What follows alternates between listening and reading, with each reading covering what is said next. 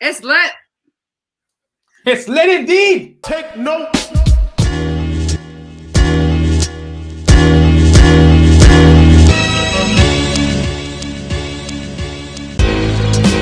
Big Beach. We're here. My man Alan just did. It's different this time. What's up, guys?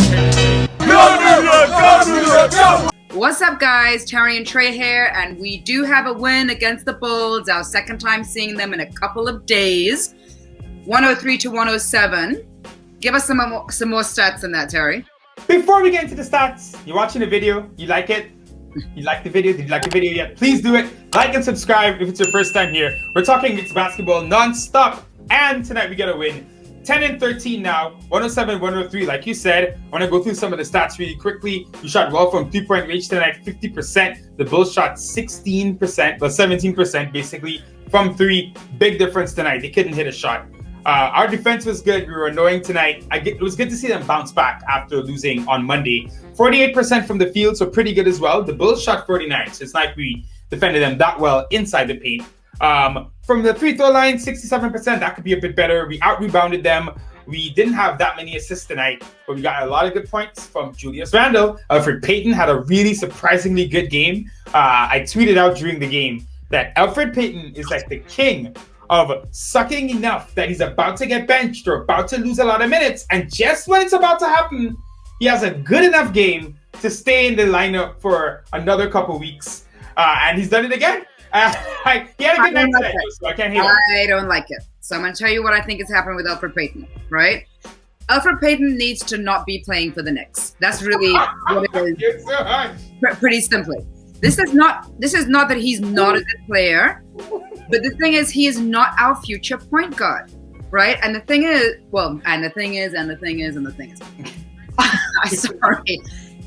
Social media, to me, seems to be what's egging him on to have a good game every 5 games or so, right? So like I said, every now and again, he comes on and he has this good game.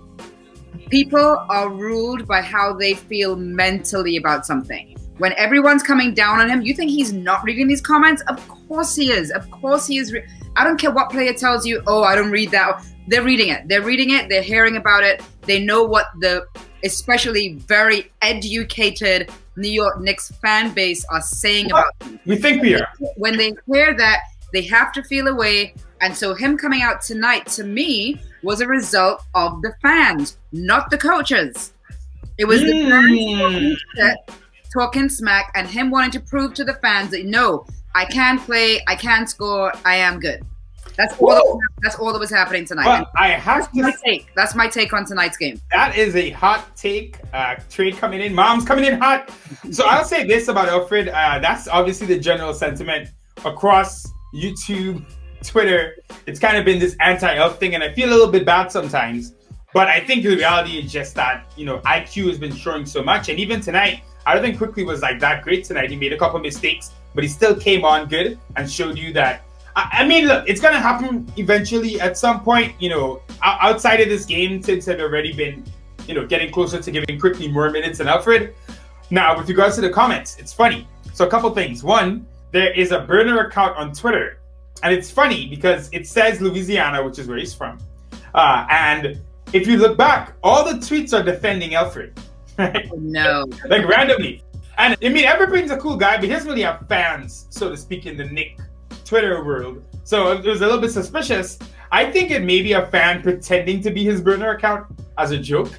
Right. But it's funny you said, not paying attention to the comments. Alfred has been pretty clear repeatedly that he doesn't take on what the fans say. But the way he said it made me think he definitely read what they said. Because you wouldn't, if you're saying you don't take on what the fans say, I remember it was like months ago. Right. If you're saying you don't take on what the fans say, the way you say it almost shows if you do or not. He was like, I didn't pay any attention to that. It definitely sounded to me like he looked at it once, saw it was bad. I was like, okay, it's bad, so I'm not going to pay attention. But funny enough, we're having this conversation on a night where it wasn't that bad. Now, he had 19 shots. Alfred Payton should never shoot 19 times. Mm-hmm. Even though he made 9 out of 19, he can't be shooting that much. But he obviously bounced back tonight. He got some stuff going. It was good to see. Look, Knicks want to win games, and we're 8-2. I think they said when he scores like 5 field goals. Right. So I mean, it's not like you want him to do that. It's just a weird thing, but I mean, a win is a win, right? 10-13, we're moving up. Well, he had a really good first quarter, right? Yeah. So fine. So have the great first quarter, then pull him out. I know that kind of maybe goes against what you're supposed to do, right? Because if someone's having a great first quarter, let them continue playing. But he is not the future of the Knicks. To me, at this point, you have to either let Knox and Frank play. I'm seeing some of those comments there as well. Let Knox and Frank play, or get rid of them. Well, let's get into that a little bit. We have some more stuff to talk about the game. We're going to talk about Randle as well. But I think the you got to strike while the iron's hot. So Alfred plays 35 minutes tonight. Quickly plays 13. Right. Forget Frank. As much as we like Frank, I kind of don't even see him like with the like right now the way it's looking. I don't even know. I would say Knox and Obi are the more interesting ones because they're definitely still involved with the organization. The people here who drafted them and are excited about them. Presumably, obviously Knox has Kenny Payne in his corner. He has Scott Perry from the draft. Toppin is new, so it's not like they didn't want him here. But Knox has not been playing. He's pretty much out of the rotation now. Thibs said it's his 10. He's got it. Alan Hahn, I think he asked Knox about it, and Knox just he said basically he's got to pay attention, work on his defense. He said I can improve from looking on the bench. All the right things. But it's also year 3 for Knox, and it's getting to a point where I'm like, maybe the Knicks are going to try to get value for him, but then you can't really get value for him if he's not playing. Right, so because you got to showcase him, right? If you want a value for someone, you got to showcase them. Let other teams see that we have this person here who's doing this for us, so maybe he can come do this for you too. Right, and then so the thing is, and this has been my theory about the season. Thibs comes in, wants to see what they have. I think they genuinely didn't know what they had in Randle, right? I think if you told the Knicks months ago Julius Randle is going to be playing like this, I definitely think they would have drafted probably a point guard or a shooting guard with the pick. Just because Randle, the way Randle's playing. Well, let's look at Randle's stats for tonight. Randle was incredible tonight. Like, clearly, tonight you could see, obviously, Alfred scored some points. RJ was really solid. But we didn't have as much scoring as usual, and Randle had to carry us more than usual. And he is hitting contested threes. He is doing everything right, making incredible passes tonight. What was it? 27, 6, and 6. Actually, only 6 rebounds. That's actually pretty low for him. So surprising there. But he was everywhere, all over the court as usual. He got the scoring we needed tonight. He had 5 3-pointers, a career high, I believe. I'll show later when we talk about what they're talking about in the comments on this segment. I'll show you what the Bulls fans were saying because they couldn't believe what they were seeing. Okay. So my thing overall, just to kind of wrap up Randle and the whole thought process, and I want to know what you think. Randle playing like this sounds like keep him on the team, let him RJ IQ kind of be the core. Mitch maybe in there as well, right? Go forward, push with that. Obi, and I know a lot of people think, you're thinking about this too soon, it'll work itself out. I'm like, maybe it will, but we're still considering the fact that we have, guys in the same position. And one of them, Obi's playing 10 minutes a game. He had a couple of buckets tonight, which was good to see. Yeah. But, it's going to be interesting to see how this all plays out. Randle's playing 38, 39 minutes a game, and we need it. Thibs wants to win. That's the other thing I keep getting to, right? Yeah. Thibs came here to win. And I think if the season started really badly, we would have seen a bigger pivot to young guys. But because it's clear we're 23 games in now, we're only 3 games under 500, we're at least an okay team. We could possibly make the playoffs. I feel like that drug is too much for Thibs and the team. They want to show that the Knicks are competent. Right. I get that, but I guess I'm more so just looking forward to what is the future of this team. Does it make sense to not really... Obi was our draft pick. Since when do you hear of your draft pick not playing? Right? It kind of seems to me like if this is who you picked at number 8, why? Okay, right now as a fan, I can't really tell you what his style of game is. I've seen him score a couple. I saw him have some high energy. I have noticed a couple times. I did notice when he's running up and down the court that he's very heads down kind of running. So kind of running with blinders, if you will, which I didn't like when I saw that. But he hasn't had enough time on the court for me to really make any kind of evaluation about him. And I'm sure that other fans feel the same way. So when is he going to play for us to see who is our number 8 draft pick? I'm sure that all of the other teams throughout the NBA that picked players 10 and under, their fans know what that person plays like. Oh, for sure. I mean, yeah, with Obi, I'll say this too, just to add on to that point. We need to find him in transition more. Sometimes he's getting down the court quickly but not looking up and passing it. Rivers, his head is down. Yeah, but not even that. Rivers is looking for him a lot. Rivers misses Obi so much. Obi's cutting a lot, and sometimes Austin in his whole ISO thing, he's not seeing Obi. And even Quickly, Quickly's been great, but sometimes Quickly's coming down and just shooting or getting right into the attack. And Quickly is a guy who's going to set Obi up. But and look, Obi looked really nice in those couple of minutes, but I just don't see where the minutes are going to come for him because Julius Randle's incredible, and we're trying to win games. Like it's very clear. So my thought process on the team right now is, I do trust the front office I actually do trust them. I do trust that they're seeing what's going on and they're going to make a plan and adjust. And if that means Knox, Frank, even if Obi ends up getting traded at some point because a team that wants to trade us a good player thinks he's a nice young piece on a rookie deal, I'm not against it because I actually trust what they're doing. And I'll say this, IQ, Randle, and RJ, and Mitch, a little bit outside of that, but those three, they've shown you enough so far this season. And IQ has a long way to go. It's his rookie year. It's only 20-something games. Right. We got to see it for longer. But RJ's clearly, RJ's 100%. I think now it's not even is he just hot? It's straight up, RJ's a different player now, right? Yeah. Randle as well. I mean, RJ took that leap that you'd expect, first to second year. Randle is kind of just refining his game. But it gets to the point where it's like, if Leon is looking at the team and he's seeing IQ, RJ Barrett, and Julius Randle, and maybe Mitchell Robinson as the main core guys, and everything else around it can turn into anything else. Right. That is not the worst case scenario, because the truth is, as much as we like these guys, teams cannot re-sign 5, 6, 7 draft picks. Yeah. It's going to be too many salaries, guys. These guys will be moving on. So, we will see what happens. I want to talk about RJ really quickly. I thought, again, really solid tonight. The game is slowing down for him so much. You can see that he's just able to, he's seeing the defense and what they want to do sooner, and he's adjusting just in time. I'm loving him getting to the rim. He's not a big jumper, not a fast guy, but he's making it work. He's crafty. His timing is improved. Just top down, what a player, and I'm so glad he's with us, man. Yes, I am. I want to talk a little bit about the beginning of the... Well, do you want to talk about any other players? I mean, Quickly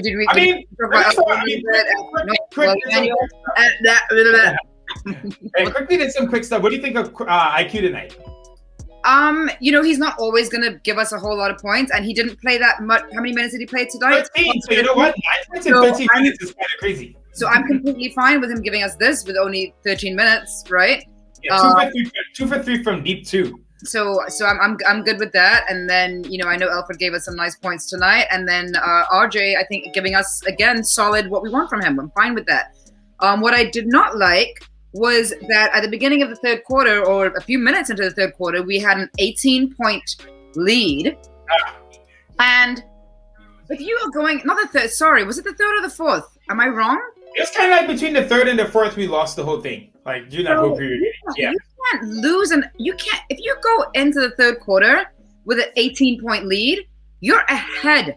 You're way ahead. You're not supposed to be in the last minute of the game struggling and pulling teeth to pull through a win. That win is supposed to be, at that point, we're supposed to be sailing through. We're supposed to keep scoring, obviously defend, and sail through. Yes, they're going to still score, but we have that much enough of a gap between it that it should not affect us at all. And so that is where I need to see the Knicks step up. They have to be able to hold on, especially when the leads are that big. So I kind of put some of this on Thibs. And like I said, it feels weird to criticize Thibs this season because we're seeing coaching we haven't seen in forever. But if you think about it, right, the baseline is that, hey, it's a real coach. And then there's another level, right? And Thibs is obviously a very good coach. No one's knocking his resume or anything. Right. But he's done this a couple of times. He's getting to these fourth quarters and he's put out some weird lineups, and he trusted 2 guys in particular. And listen, they can get hot. And one of them is more consistent than the other. I'm talking about Burks, Rivers, and to an extent, Reggie Bullock. they're this beat. Sometimes they're out there, they're missing shots.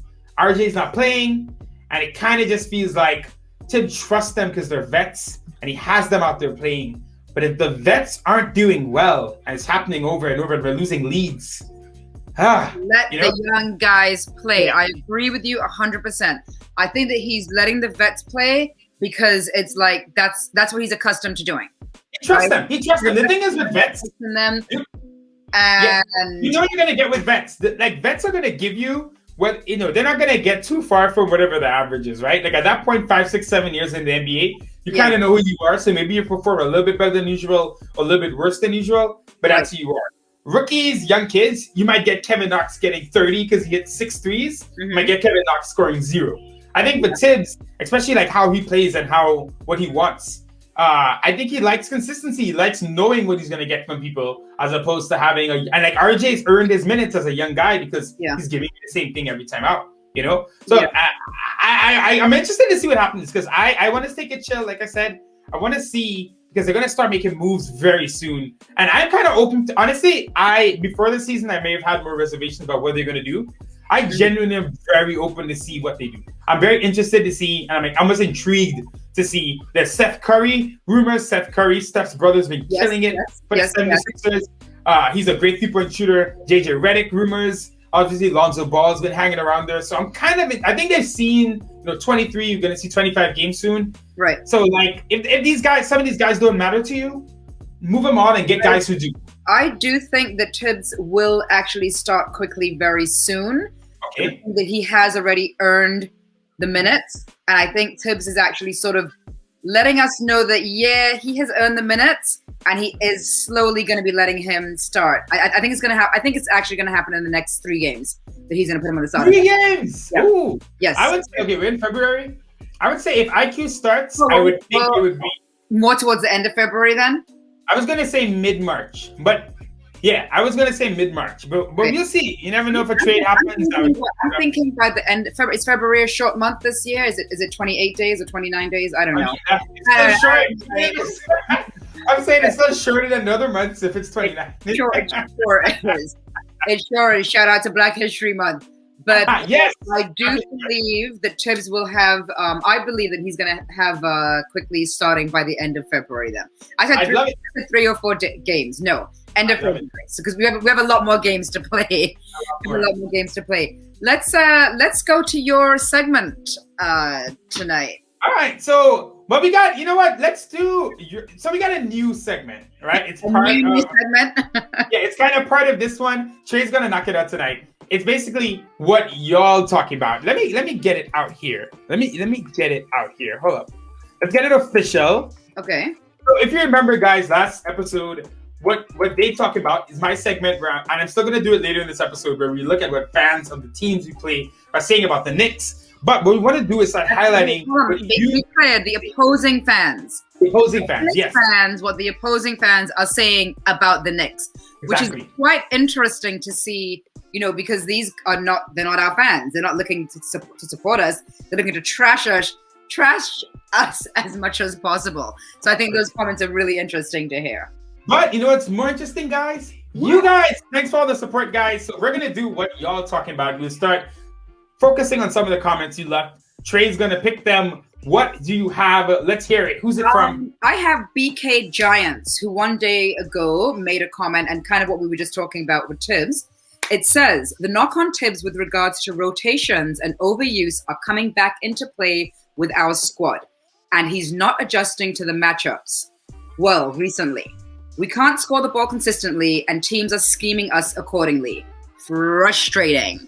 So BK Giants is frustrated with Thibs and his lack of rotation and kind of some of the stuff that we just spoke about. And in addition to BK Giants, Jose Alvarez, who I believe watches with his son. Maybe Jose, shout out to you, because you said that. Shout out to Jose. That one of his comments was that after he watched us, everything that we spoke about, he had just finished telling his son, I believe. So I think he was his son.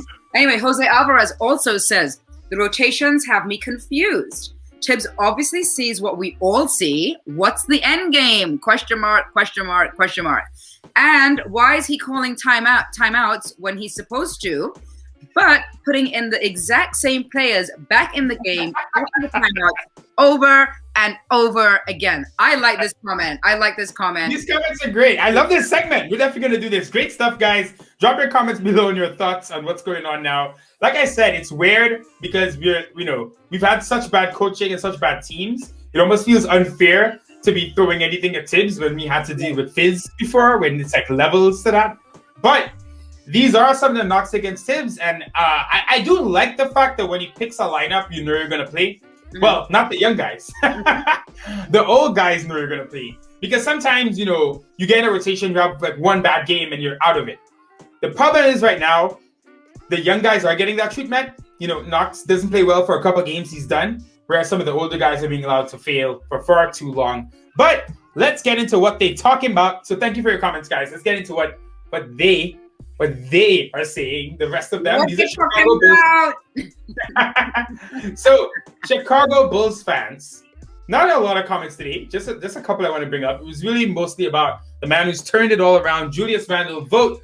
#Julius Randle. #NBA All-Star. If you look at the selection, since all these guys have come to the Eastern Conference, it's going to be pretty hard for him to make it. Like, he has to compete with Kevin Durant and Giannis and guys like this, and Jason Tatum and Jaylen Brown. Like, it's not going to be easy. Right. But I think Jaylen Brown's just as a guard. So anyway, so for the forwards, it's not going to be easy. So keep voting for him. He really deserves it the way he's been playing. But Bulls fans are noticing this too. So one of this first comments here, Randle is Steph Curry now. So I guess when Randle was just going in, some of those threes were pretty ridiculous, contested threes. I think you brought it up earlier with Alfred when it comes to like personality. Randle right now, he is excited, he is confident, and you can see it. He's happy. He's playing with a swagger. Last year, I felt like he was playing with a weight. So the shots he was making tonight, last year, those were bad shots. Not this year when he's feeling it. Last year, he was playing almost like he was very down and upset. And to be quite honest, I remember seeing a couple interviews with Julius where I was like, he's not happy here. He doesn't want to be in New York. And he even the questions that they were asking him, he was being so vague with his answer about, any city you go to, you're going to learn stuff. Any city you go to. And so I was actually at that point like, oh, he's about to be out. And now I see this 180 turn from him. Not turning all the way around, you get it with the ball. But this 180 turnaround, not just with his game, but also his attitude, his energy. He actually smiles. He actually looks happy, and he looks like he wants to be here. So I'm happy to see that. I'm proud of him, man. I know we were harsh on him, but I'm proud of him. I'm glad that he turned it around. You hit it on the head too, because the first month, like weeks, even 2 weeks, all his interviews, he was just like, He was playing well. Now you look at him. He's smashing. He's flashing the pearly white. So good to see. Another couple of comments here from Bulls fans, and this is funny because this was one comment and a response to it, and it's more Randle stuff. Gotta say, I'm very impressed with Julius Randle these last 2 games, and the reply to that from another Bulls fan was, he's been solid all season. Honestly, having an all-star caliber season. You hear it, guys? Props from Bulls fans. Yeah, he love it. #Julius Randle. Get the votes out there. But that's it. The Knicks. Okay, guys. So the Knicks get a little rest because we're not playing. No Friday night Knicks for us tonight. Or on Friday night, rather. But Saturday, we have a 1 o'clock game back at the Garden playing Portland. Can we redeem ourselves and can we get a win over them? Is that Melo back in the Garden? It is. Melo. Congrats to Melo. He just got into, I think he just passed, who was it? Is it Oscar Robertson? I'm not sure, but he just passed him on the all-time scoring list, keeping it up. Not having a good season, really, but I'm glad he's back in the NBA. It was tough to watch him struggle for the year and a half. Yeah, I didn't like that at all. Didn't get a team. Yeah.